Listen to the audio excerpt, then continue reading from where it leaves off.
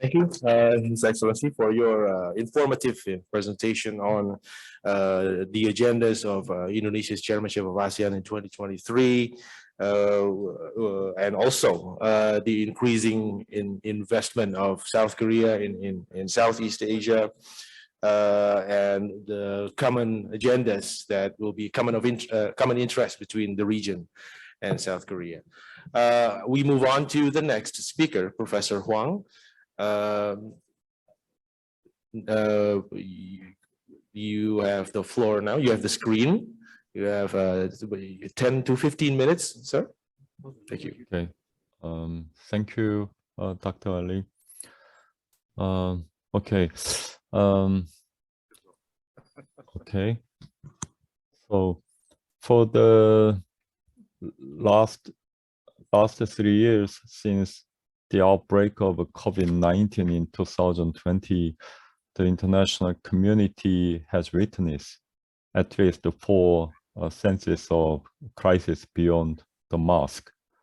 The humanitarian crisis with COVID-19, the international security crisis with the Ukraine war, global economic crisis with technology war, and global order crisis with the US-China competition are strongly hitting the world. Amid these crises, the G20 summit in Indonesia held last week is highly appreciated for its efforts to find a point of contact to resolve various sense of crisis that the international community is facing. Then Indonesia started its ASEAN chairmanship right after. In this sense, I sincerely thank the mission of South Korea to ASEAN and Ambassador Kwon, and also University of Indonesia, ASEAN Center, and Ambassador Danny Amnon. Thank you very much for a kind invitation to the valuable meeting today, a public round table on Indonesian chairmanship of ASEAN in 2013 and ASEAN Korea relations at the appropriate time when various policy reviews are required for Korea-ASEAN relations. I will share a few points to the given questions of the first session. How Indonesia's ASEAN chairmanship can persist and revitalize ASEAN centrality in the situation of strategic competition between US and China, and to the additional topic, Korea-ASEAN cooperation in the context of Korea's Indo-Pacific strategy as it was unveiled in the recent 40th ASEAN summit. First of all, since the early 2000s, China has grown its economic and security influence in this international arena, and the United States has been relatively less interested in ASEAN as it focused on Middle East and counterterrorism. Then, as the Obama administration's pivot to Asia and the following Indo-Pacific strategy by Trump and Biden began in earnest, competition for influence on ASEAN between US and China is intensifying. ASEAN, which was the center of diplomacy during the Asia-Pacific era, is now striving to maintain ASEAN's own centrality as the Indo-Pacific era came around the corner. Indonesia showed its leadership as the first Southeast Asian country to host the G20 summit, and it will continue its leadership in ASEAN from next year. Along with the expectations for Indonesian leadership, we are now looking forward to the development of Korea-ASEAN relations. Then now, what else should be added more? ASEAN's dilemma and policy alternatives given between the major powers might present significant implications for Korea as it stands on the same dilemma. And I could make at least 4 policy ideas. First, the ASEAN way is still very useful. ARF, ASEAN plus 3, EAS, ADAM plus, etc. All the start initiate from the ASEAN. The roots in establishing regional mechanisms are strong enough. ASEAN's strengths or numerical superiority are still incomparable to those of the United States and China that pursue the regional hegemony. Second, the ASEAN way may need to reinforce its measures. The ASEAN way, which respects sovereignty, non-intervention, consultations and agreements, etc., runs counter to voices calling for a binding ASEAN based on the system, and still it is functioning in binding ASEAN. However, in order not to become a simple object of pressure, conciliation, and strategic competition between the great powers, ASEAN has to find a way for the great powers to respect ASEAN. Third, since it is the fact that Asia's unique values and status is still unclear in the Indo-Pacific era, how to maintain its unique identity is a significant matter. Accordingly, ASEAN must reaffirm its geopolitical, geoeconomical, geostrategical values and establish policies to maximize its strategic values as a unit. During the Asia-Pacific era, unanimous ASEAN way was useful. However, what would it be if ASEAN adjusts to the Indo-Pacific era by attempting such rules as two-thirds maximum instead of the total consensus? Fourth, what about building the ASEAN plus global middle power group? ASEAN plus 3 was established to overcome the economic crisis between regional countries without United States participation. It is necessary to create mechanisms and initiatives between countries that prefer moderate Indo-Pacific strategy. In the short term, complementarity is in need to strengthen ASEAN's outlook on the Indo-Pacific by constructing a common sense among the ASEAN plus global middle power group, or so, along with the internationally middle-sized countries such as Korea, Canada, Turkey, South Africa, etc. Okay, let's move to another question. At the 23rd ASEAN Korea Summit in Cambodia, South Korea proposed a vision of free, peaceful, and prosperous Indo-Pacific region and achievements of Korea-ASEAN cooperation and future direction for cooperation. And now I'd like to present Korea's Indo-Pacific strategy and ASEAN-Korea cooperation.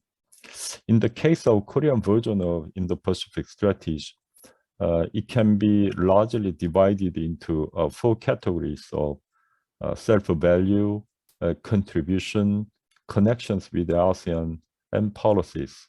First, in terms of value, Korean President Yoon Suk-yeol mentioned Korea would actively promote the Indo-Pacific strategy under the 3 principles of engagement, trust, mutual interest, based on rule-based international order that reflect the universal values to realize the 3 visions of freedom, peace and prosperity. Second, regarding the contribution, President Yoon mentioned to work on preventing conflict and armed clashes through rules and to uphold the principles of peaceful resolution through dialogues in terms of peace and security.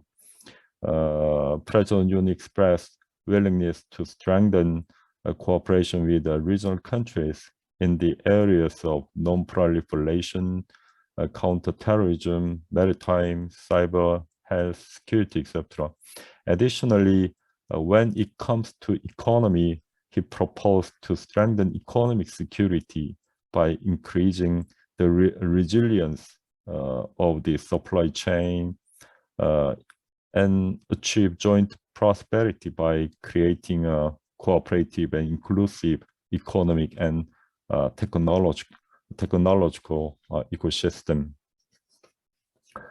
Third, in relations to connection with ASEAN, President Yoon said Korea would strengthen the link between Korean Indo-Pacific strategy and ASEAN outlook on the Indo-Pacific. He added, ASEAN is one of most important partners. So we aim to promote and we will deepen and develop cooperation with ASEAN based on solid support for ASEAN centrality and ASEAN outlook on the Indo-Pacific. Lastly, President Yoon declared to strengthen the link in policies with ASEAN under the Korea-ASEAN Solidarity Initiative. In the field of foreign policies, President Yoon intended to intensify Korea-ASEAN bilateral strategic cooperation by actively strategic dialogue between both sides.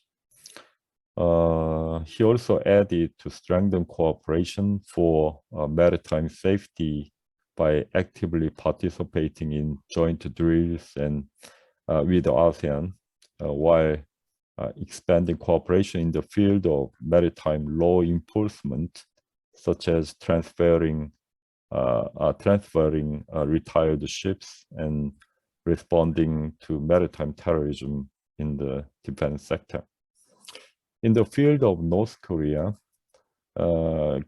given the speed and scale of North Korea's nuclear and missile advancement, he recognized North Korea's nuclear issue is a direct and serious threat to the international community and asked ASEAN to work together in order to trim North Korea to choose a way of peace and coexistence, not confrontation. When it comes to joint development and prosperity for two sides in the economic sector, he mentioned Korea-ASEAN FTA will be upgraded. Already Ambassador Kwon explained. Moreover, he announced to promote cooperation in the field of climate change and environment in the dealing of human security. So the launches of many proposals will be followed soon, I think. In order to clearly support these proposals, he pledged to upgrade the relationship as one of follow-up measures for the sustainable development of the relationship. He officially proposed to upgrade the Korea-ASEAN relationship to a comprehensive strategic partnership, and also promised to double a budget in various factors. In terms of practical significance of Korea-ASEAN Solidarity Initiative, the first point is that Korea-ASEAN Summit was where the Korean version of Indo-Pacific strategy was first announced, which presented the basic direction of Korea's foreign policy in the Indo-Pacific era for the sake of both sides' mutual interest.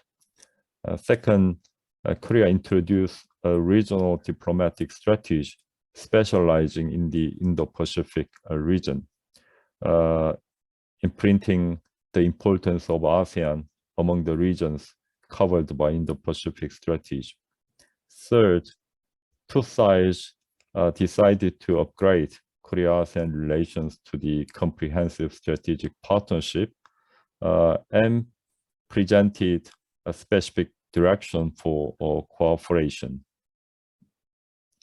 Fourth, it was decided to promote cooperation specialized in ASEAN.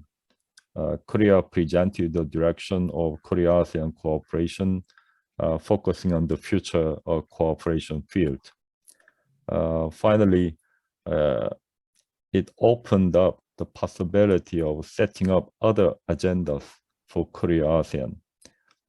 It might provide Korea and ASEAN an opportunity to jointly promote the ASEAN middle power group solidarity.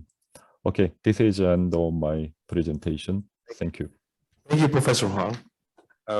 You have outlined the landscape that needs to be explored further in ASEAN-Korea relationship, and it's noteworthy that you said that ASEAN needs to find a way for the great powers to respect ASEAN and to find unique identity, its geostrategic value. And it's also apparent to us from your presentation that not only that Republic of Korea or South Korea wants to engage more and invest more in ASEAN, but also enhance its profile as a strategic player in the Indo-Pacific region. With that, I think we move on to the next speaker, Dr. Eddie Prasetyo. The floor is yours, sir. Thank you, Mr. Moderator. It's always, my honor to be with Excellency Ambassador Mr. Kwon, and also Pak Dery Aman, because he's my old, colleagues since many years ago. Being academician, let me be very straightforward, and also because I declare I'm a realist man, so I try to be, very how do you call it, straightforward, about what the situation, in the regions.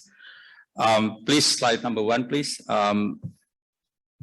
If you look at the current situation, so there are 3 key points, according to the topic. The first one is, of course, we have the so-called ASEAN centrality, which is, has been the so-called ASEAN doctrine, on how to manage, the relationship with the external powers. And secondly is, of course, we have the so-called strategic environments, in the region. What we call it here is the U.S. China competition or rivalry. Yeah. So let me first, have a look at the slide number 1.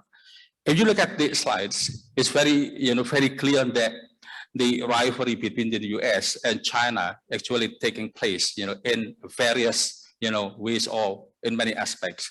On the left side, we have several issues that can always be raised, by United States, in the competition rivalry with China.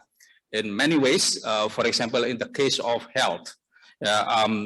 We still remember in 2020 or the mid 2020, how the European Union, backed by the US and Australia at that time, they proposed the so-called initiative, the so-called investigations on the origin of the virus. So the health itself actually cannot be isolated, from the geopolitical perspective. And I still remember, how our colleagues, from Australia also contacted Indonesia to get the support, from Indonesia, about, the need, to conduct the so-called independent investigation of the origin of the virus. But at the time, Indonesia said that, okay, Indonesia is more concerned actually about the productions and the distribution of vaccine, rather than, going to the so-called investigations, on the origin of the virus. So that is the first instance, for the example, how the so-called non-traditional, issues, cannot be isolated from political rivalry. And that is also the same story with the energy transition. The competitions, for example, for the new source of technology, the new source of energy, and especially now, during the war, between Russia and Ukraine, I think it's very clear, even Indonesia was also actually under pressure from the United States not to buy oil, from Russia. So, so that is also, an important thing that we have to take note. On the issue of environment, is also the same. Cyber and digital. We have seen actually the emergence of new alliance.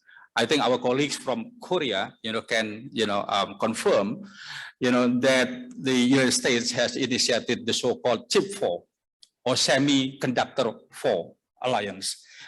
South Korea, Japan, and the United States and Taiwan. And I think that was the result or the main things, in the Pelosi's visit, Nancy Pelosi's visit just recently to Asia.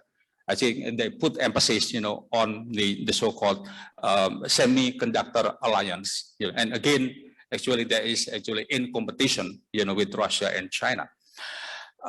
We also have, the so-called, what is that, cyber alliance, between the United States, United Kingdom, and Australia. I think that is, very clear since the very beginning. So there are many issues actually, even, if we put it, in the so-called the soft security issues, still, very much actually embedded in geopolitical, rivalry, between the great powers. So that is the first column on the left. Look at, for example, the proxy war, that United States launched, against China is also the same story, because the United States, can use Hong Kong issues, Taiwanese issues, and it is very clear. And Xinjiang is always there.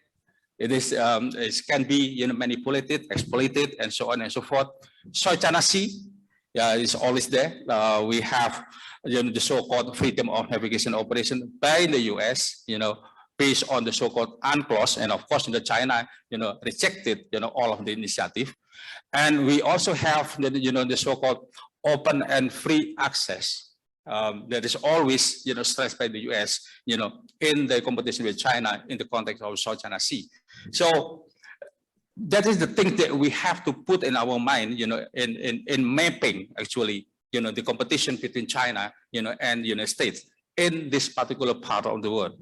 And if you look at on the right side, still, on the United States, security arrangements, US have a lot of actually security arrangements. And it's already here. Yeah, for example, Indo-Pacific. When Indo-Pacific was launched, for the first time, the idea was actually, initiated by, Modi and, Prime Minister Abe at the time in 2007. And then it's followed by the visit, Modi's visit to the United States. But from the very beginning, the main idea of Indo-Pacific is actually security. It's actually security. Because, why? Because I was in the meeting in Singapore. I think before the announcement of Indo-Pacific was made, I was in Singapore at National University of Singapore at that time. We had a meeting at a small room. There are two delegates from the US, and they explained what Indo-Pacific was. And actually, it is the initiative from Pentagon, not the Foreign Ministry, but from Pentagon. They're very clear. And they come up with some, ideas, about the strategic situation, strategic landscape, in this region. And if you look at what is in Indo-Pacific, there are 4 countries, for example, Australia, Japan, the United States, and India. They established the so-called Quad. And Quad is actually, they have the so-called Malabar exercise. And this is the annual military exercise, emphasizing on maritime capabilities to launch the so-called is very, how do you call it, practical capabilities, Malabar exercise. And that was actually participated by the 4 countries. Is proper military exercise, involving aircraft carrier and so on and so forth. There's really proper military exercise. And apart from Quad, they have PDI. PDI is Pacific Deterrence Initiative. Pacific Deterrence Initiative is a very big program by the US, and the funding is $26 billion US, and that is only just additional fund, put by the US, in the, budget. So it's very big one. So from the year 2024 to 2026, they're going to spend additional budget is $6 billion US just for PDI. That is Pacific Defense Initiative. And they also have the so-called ID. Not many people actually pay attention to ID. ID is integrated deterrence. Integrated deterrence is a conception by the US to be able to launch military operations at any scale of conflict, joint operation with all of the alliance and any spectrum. So that's why it is called integrated deterrence. So PDI, ID, and then after the summit, because they had a summit in Tokyo just after the election of Prime Minister Australia, Albanese, the first Quad summit in Tokyo, attended by Australia at the time. And they come up with the idea of IPMDA. IPMDA is Indo-Pacific Maritime Domain Awareness. And the focus of IPMDA is actually the establishment of IFC. IFC is Information Fusion Center. There are 4 IFCs in this part of the world. One in India, secondly in Singapore, and then Vanuatu and Solomon. So this is basically intelligence gathering, information sharing on maritime security cooperation. And then they have also 5 Eyes. 5 Eyes is basically intelligence collaboration. New Zealand, UK, Canada, Australia, and United States. So all of these arrangements are already here in the regions. And AUKUS, actually there has been a debate whether AUKUS is alliance or it is just a, what do you call it, ad hoc arrangement. I myself, will define AUKUS as a defense technology collaboration. To produce a particular platform of weapons, for example, with the emphasis of maritime capabilities, undersea missiles, submarines, and so on and so forth.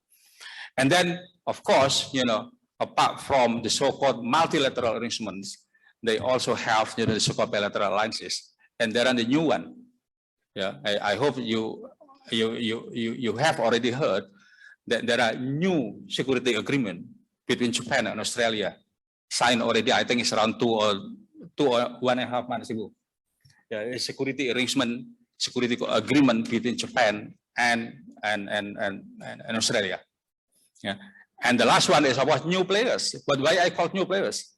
I think Kishore Mahbubani, I think it's around 2 years ago, he wrote in, I forgot, Prof. F. Is that in Newsweek or Asia Week or maybe New Straits Times? Yeah, he wrote very interesting article and very provocative one, because the title is Asia Should Say No to NATO.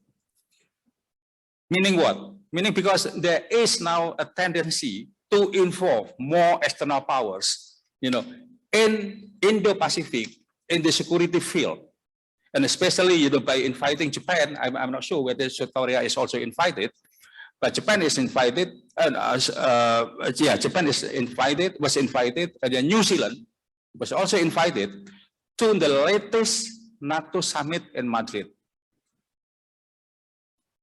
Why it happened? And then one of the statement is, and they said recently, that NATO or Atlantic Alliance cannot be separated from Indo-Pacific.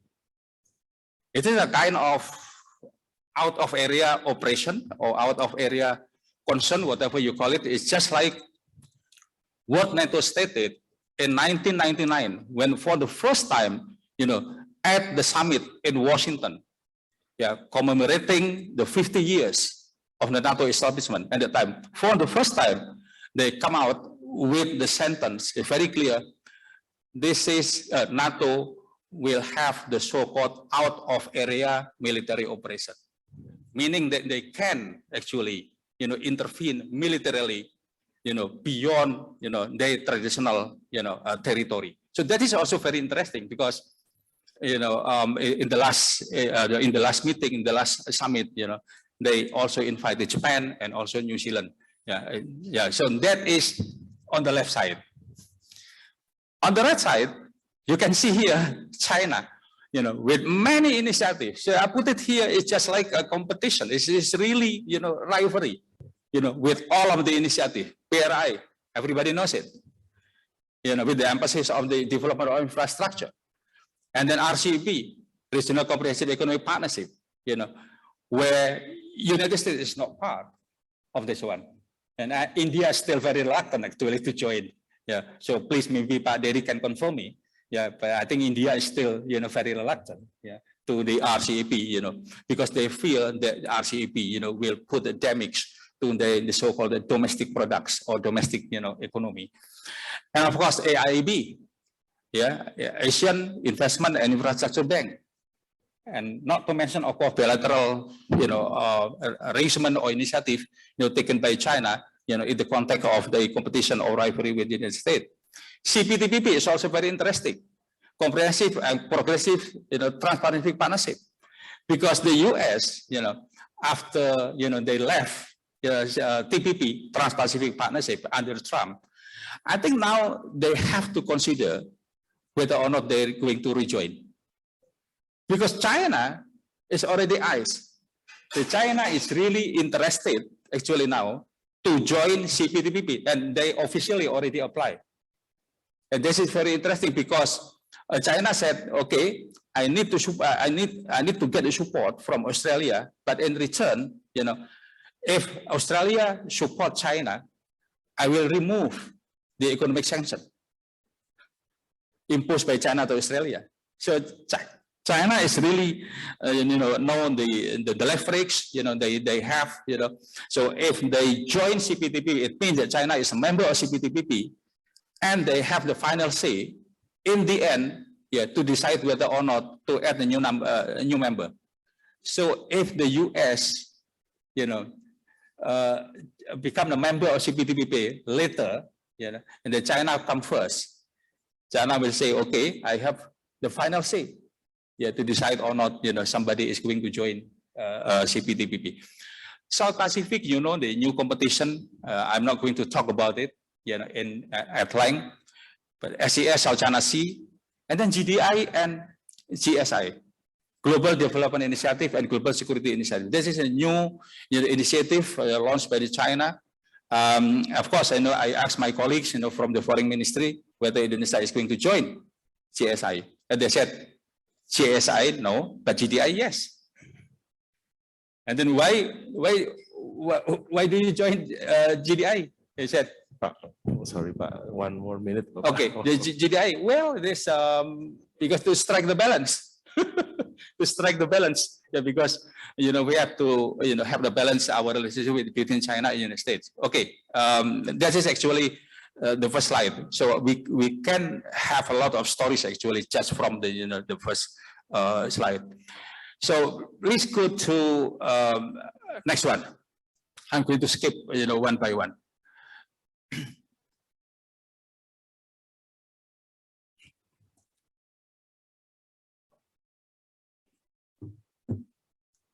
It's not work? Okay. So this is the key question. So being academician, I rather put more questions rather than answer. It's very, very normal.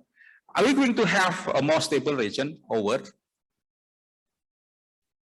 This is a challenge actually in the Indonesian chairmanship in ASEAN 2023.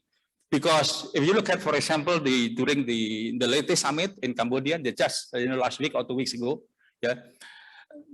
there have no much actually result in terms of how do we go from here in the context of South China Sea? Where is sea of conduct, code of conduct now? What ASEAN can do, in the Myanmar crisis, because the regime in Myanmar is very, how do you call it, stubborn, very stubborn now. And they said, okay, I rejected, the ASEAN proposal, and they see it as the intervention by ASEAN, in the domestic affairs of Myanmar. It's very clear. Asia, Indo-Pacific as a power engine, or center of gravity, or center of geopolitical rivalry. Both. My answer is both. But of course, it will put burden to ASEAN if ASEAN want to become the so-called centrality. Thirdly, is US relatively declining? If the US is really declining, then who is the alternative power to that one? And how we are going to cope with in terms of, establishing the new arrangement in the region. Are we going to see an Indo-Pacific NATO? Because if you look at since 2017, there was a statement already made by the British government that they are going to permanently station the aircraft carrier in the South China Sea regularly. They have the so-called Queen Elizabeth carrier, and that will be regularly visit South China Sea. Are we going to see an Indo-Pacific NATO? This is really last slide, Pak Ali, because I want to look at this. This one, ASEAN centrality. ASEAN centrality, actually they have many meanings. Firstly, it's from geographical perspective. Is ASEAN central simply because we are in between the two oceans? And the two oceans is very strategic one, not only from the trade perspective, but also from the, the strategic routes. Secondly, is ASEAN central, or ASEAN enjoying the centrality simply because ASEAN is in the middle of US-China rivalry? Which one? Thirdly, is ASEAN central because ASEAN is an engine of the broader and open regionalism in Indo-Pacific? Because everything is inspired or initiated by ASEAN in many ways. Fourthly, is ASEAN central in terms of striking the balance interaction with external powers? So which one? So actually, we can write, many articles or maybe undergraduate thesis from for our students. Which one are you going to, to take it?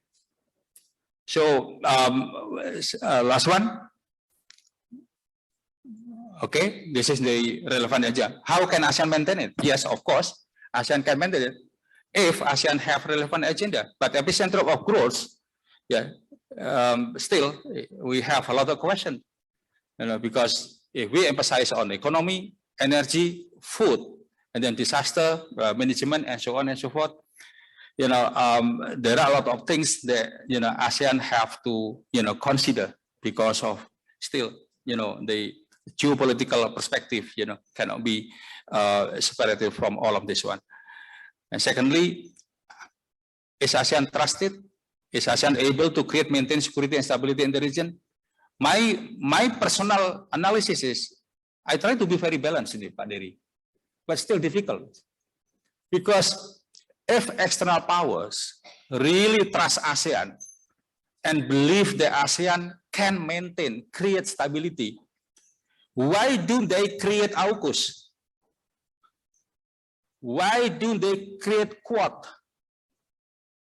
So it means the so-called compatibility and centrality is diplomatic words to them. Every documents that they issued, especially the Quad summit, for example, they always come up with the two keywords. We respect ASEAN centrality and we are compatible with ASEAN. This is a diplomatic words. In realist terms, these words should be transformed into, okay, I have initiative, you have initiative. I can go alone, you can go alone. Don't disturb each other. So that is, from the intelligence, from the realist perspective, about this one. If they do believe, why did they create AUKUS with all of the initiative? Why did they invite, a lot of, European countries, especially in military terms, and so on and so forth. So that is my critical point of view. And I know that sometimes I very provocative, in some sense. But of course, it's better to have more discussion and answer and because question and answer session later on. So thank you very much, Pak Ali, and also thanks for your attention. Thank you, Dr. Reddy. I think with all the presentations that we had so far, it is clear that ASEAN and South Korea do have alignment of interests, but the question is it just us, South Korea and ASEAN, or South Korea and ASEAN plus the US or China or some or other powers? But we reserve the Q&A session for the at the end of this the first session, so we have to move on to the second part of this first part. So I'm going to introduce our. Oh yeah, go ahead. Sorry.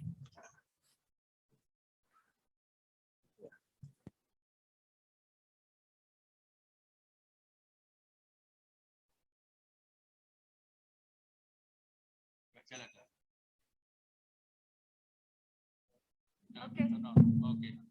Ladies and gentlemen, we are now entering our second issues with the topic how Indonesian chairmanship in ASEAN could help push the ASEAN ROK cooperation forward and vice versa, and how ASEAN ROK cooperation helps Indonesian chairmanship in ASEAN accomplish its goals. We kindly invite Dr. Lee Jae-yeon of ASEAN Institute for Policy Studies and Dr. Nur Sahadah Jamil of the National University of Malaysia to the floor. Dr. Lee Jae-yeon is a senior fellow and director of Center for Regional Studies, ASEAN and Oceania Studies Program, ASEAN Institute for Policy Studies, Republic of Korea. His research focuses on Southeast Asian politics and international relations, East Asian regional cooperation, and non-traditional and human security issues. He received a PhD from Murdoch University, Australia. And next one, our fifth speaker for the first session is Dr. Sahadah Jamil. Dr. Sahadah Jamil is a senior lecturer in the Strategic Studies International Relations Program at UKM, National University of Malaysia. She obtained a PhD in Social Sciences in Strategic and Security Analysis in 2018 from National University of Malaysia. And she has published extensively on the issues of China's foreign policy, South China Sea, Xinjiang, Taiwan's external policy, and East Asian security. To Dr. Lee Jae-yeon, the screen is yours. Thank you, Mr. Chair. I also thank University Indonesia and the ROK mission to ASEAN for having me here this it's afternoon in South Korea this afternoon. Okay, I believe the moderator is under such a pressure to keep the time because we are already behind the schedule, and so my presentation will be hopefully less than 10 minutes. I'll be very short. First of all, as a speaker, I had three speakers before me, and their presentation were quite good, and they already explained many different aspects of Korea-ASEAN and Korea-Indonesia partnership and the crisis that we are facing in the region and strategic competition between the US and China and everything. So I just would like to build something on the previous speakers, what previous speakers said. And before that, first of all, I have a small recommendation for Ambassador Kwon Hee-seop. And he mentioned a few times Korea's new initiative towards Southeast Asia called KASI. And it is a convention that we put our partners first and then Korea. So it's better to call it ASEAN-Korea Solidarity Initiative. Then the abbreviation is ASCI, which I believe many Bahasa-speaking countries in Southeast Asia found this interesting. ASCI means action in Bahasa. Okay, that's my first recommendation, small recommendation. And I was quite struck by Ambassador Derry Aman's presentation. And he already explained many different aspects of the crisis that the small and medium countries in the region are facing. And also, I'm quite sure that the Indonesian leadership for ASEAN next year will be great, because his presentation showed that the Indonesia has a strong will to rescue Southeast Asian countries out of this multiple crisis at the moment. Okay, let me share my slide first. I lost my slide. Let me check. Okay, here you are. First, make it bigger. I hope you can see my slide okay. Okay, the title of my presentation is Indonesia's chairmanship and the ASEAN-ROK cooperation.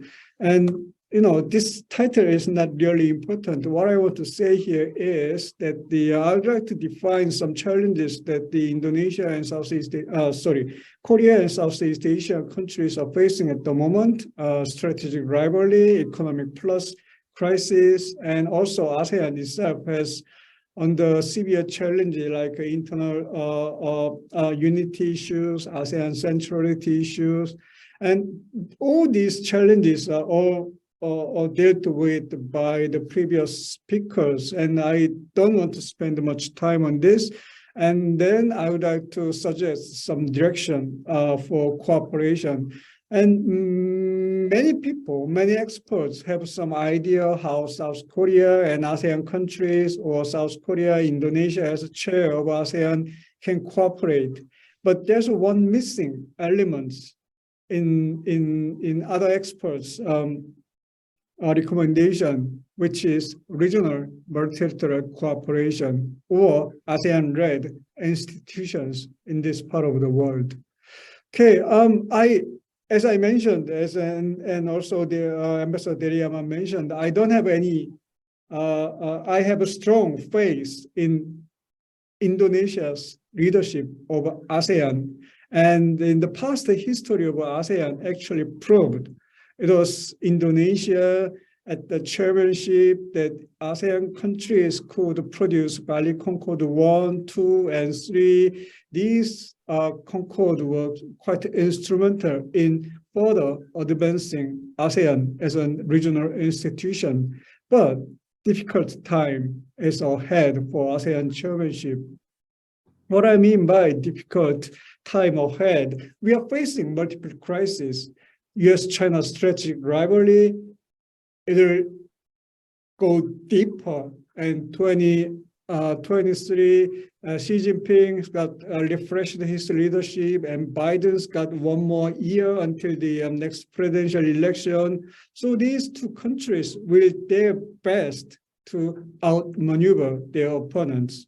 And second, we are facing economic crisis, and COVID-19 posed economic crisis worldwide. We are still experiencing the economic crisis because of COVID-19. And recently, United States raised interest, and it has a deep impact for global economic situation. And also there's an economic war is going on.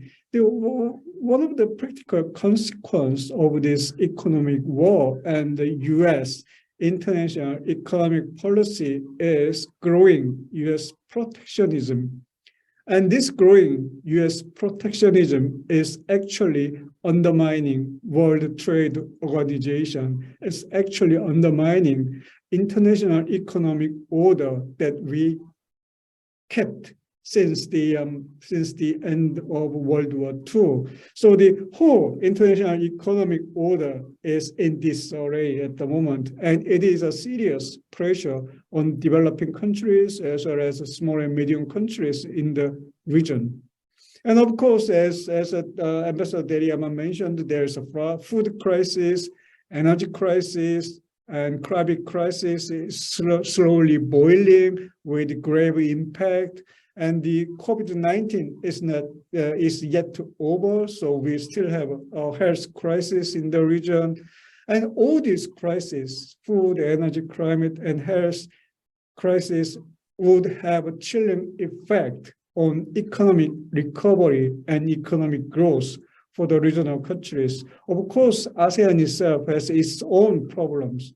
And Myanmar posed some serious question on ASEAN unity, and also there's a growing question on ASEAN centrality in the regional dynamics. So putting these together, Southeast Asian countries as well as South Korea is facing multiple crises. And of course, this multiple crises require joint effort to overcome the crisis. And at the same time, ASEAN centrality is under threat. And if you look at the past experience of this region and other regions, the crisis, a severe crisis, always gives some incentive for regional countries to put their hands together for multilateral cooperation. As you can see, the European countries got together after the World War II to build European core and steel community, which is the kind of ancestor of the current European Union. And in this part of the world, after the 1997, 1998 financial crisis in Asia, the regional countries came together to build what we call ASEAN +3 and later East Asia Summit. So the individual countries do not cooperate in normal time. When they face the shared crisis or threat, they start to put their hands together to build cooperation and multilateral cooperation. And also, if you look at the ASEAN centrality concept, and Dr. Eddie Brastiono explained very well about the ASEAN centrality, but he missed something. The venue of ASEAN centrality's implementation and exercise is actually ASEAN-led multilateral cooperation like ARF, ASEAN +3, East Asia Summit, ADMM Plus, and so on. When these multilateral institutions, when these ASEAN-led multilateral institutions get weakened, then ASEAN centrality has no place to stand. That is one of the problems of ASEAN centrality at the moment. This is the venue where the ASEAN can exercise its regional leadership, and this is the venue where ASEAN can combine regional power, and this is actually the institution that the ASEAN way can be applied. So it is very crucial to re-strengthen ASEAN centrality. We have to strengthen and revitalize regional multilateral cooperation.